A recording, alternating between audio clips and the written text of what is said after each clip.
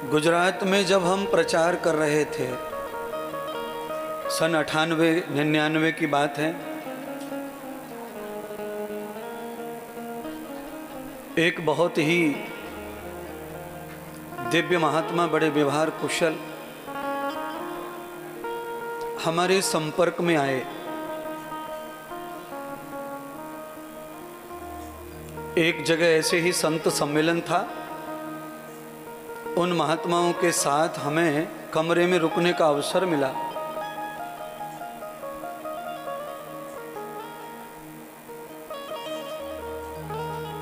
उन महात्माओं ने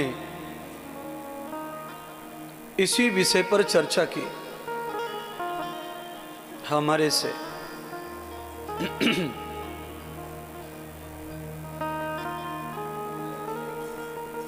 उन महात्माओं का मानना था कि ये जो राम है, कृष्ण है, दुर्गा है, पार्वती है, काली है, वो कह रहे थे कि मैं इनको भगवान नहीं मानता। और ये जनता जो है बहुत बेवकूफ है जो इन नामों में फंसी है और इन्हें भगवान मानती है। अब आप यहाँ समझ लें, किसी व्यक्ति का सत्संग नकारात्मक इस जगह से शुरू हो रहा हो, अब उस महात्मा से और क्या ज़्यादा चर्चा की जाए। पर हम भी बहुत खोचटे महात्मा हैं, पीछे पड़ गए तो बिना हल किए पीछे हटते नहीं हैं, पीछे नहीं हटते हैं। खाली शास्त्रार्थ में ही हम ऐसे हैं, बाकी तो हम बहुत कमज़ोर महात्मा हैं। हमने कहा कि ऐसे कैसे आपने सिद्ध किया? राम, कृष्ण, दुर्गा, पार्वती, काली, भैरवी, वैष्णु, ये सब आपकी नज़र में भगवान नहीं है। तो फिर आपकी नज़र में भगवान क्या है? तो उन्होंने कहा कि भगवान एक अदृश्य सत्ता का नाम है। हमने कहा बिल्कुल सही है। फिर उसने और तर्क मजबूत की, कहा, हमसे पूछा कि भगवान एक के अनेक? हमने कहा एक। तो फिर कहा ये तो अनेक है, ये कैसे सिद्ध होगा कि इनमें से कौन सा भगवान है वो जिसे तुम एक कह रहे हो? हमने कहा वो भी हम बताएंगे।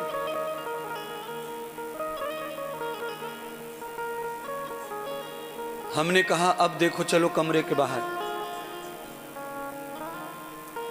हमने कहा आपको कुछ दिख रहा है आगे? साधु ने कहा दिख रहा है। क्या? सामने से कुछ घोड़े जा रहे थे, तो उन्होंने कहा घोड़ा दिख रहा है, घोड़े दिख रहे हैं। हमने कहा एक दिख रहा है कि अनेक? तो कहा 4-5 हैं, जितने हैं उतने दिख रहे।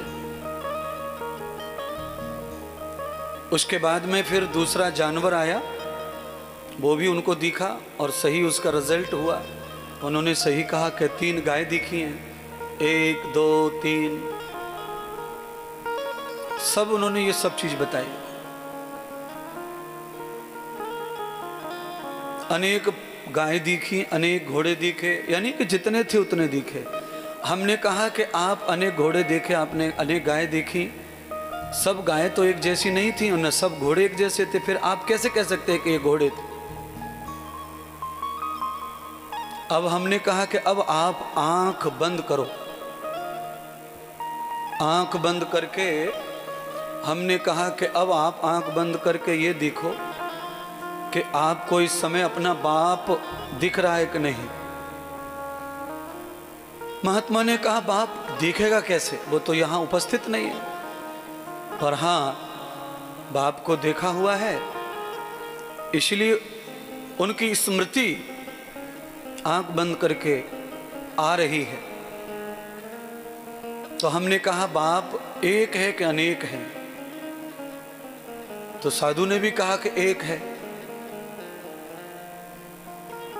पर बाप हमारा एक हो सकता है? ये दुनिया, जितनी दुनिया बैठी है, इनके सबके बाप तो अलग अलग ही है ना। सबके बाप अलग अलग होकर के भी और सबके लिए बाप एक एक है भी है, सबके लिए अलग अलग भी हैं, तो एक एक भी हैं और अनेक बाप भी हो गए। 100 लोगों के बाप एक नहीं हो सकता, 100 लोगों का बाप भी अलग है, पर उनके लिए वो बाप अकेला है, एक है। नेत्र बंद करके उपस्थित न होने पर पिता को आप देख रहे हैं और ये सिद्ध कर रहे हैं कि मेरा बाप अकेला है और ऐसा है। तो परमात्मा को भी आप अनेक रूपों में जान करके भी जब भी आप ध्यान करते हैं तो वो एक ही नजर आता है। सर्वम हितान सर्वसखानाम एको वदश्यामि बहुलम न वेद एकश्च एको बहिर्दा मम सुदाम। श्रीमद् भागवत कथा आज जो आने वाली है, उस कथा में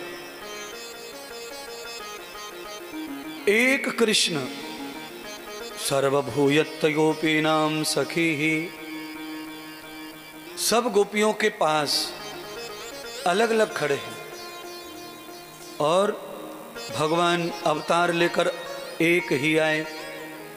सर्वम कृतो न भक्ति सुधा,